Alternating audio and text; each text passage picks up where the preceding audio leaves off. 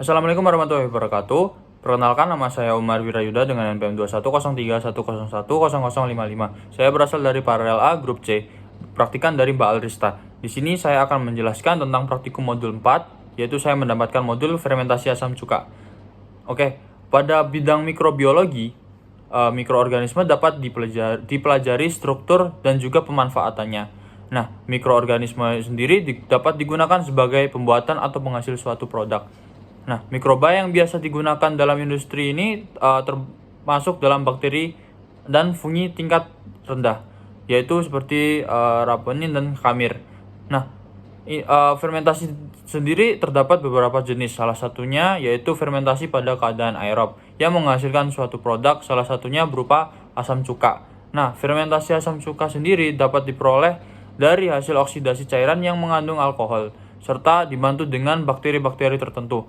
Oleh karena itu, dilakukan percobaan fermentasi asam cuka ini agar dapat memahami konsep fermentasi yang bermanfaat dalam mengaplikasikan fermentasi di dalam industri.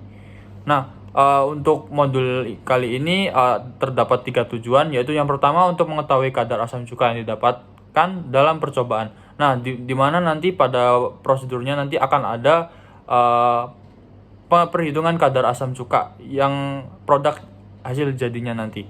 Nah, untuk tujuan yang kedua yaitu untuk mengetahui reaksi yang terjadi dalam fermentasi asam cuka, di mana dalam percobaan nanti terdapat 2 reaksi yang terjadi, yaitu saat fermentasi wine dan juga reaksi fermentasi asam cuka.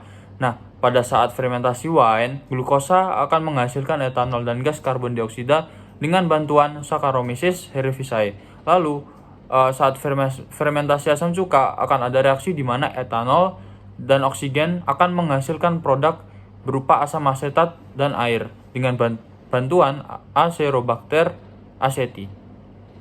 Nah, untuk tujuan yang terakhir atau yang ketiga tadi ada untuk mengetahui cara pembuatan asam cuka.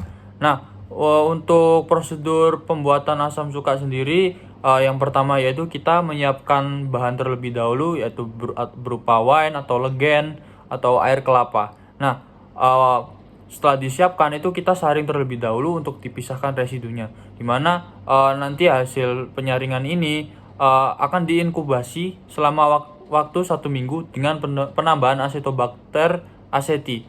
Nah, itu di situ akan ada pengamatan pH, bau dan warnanya.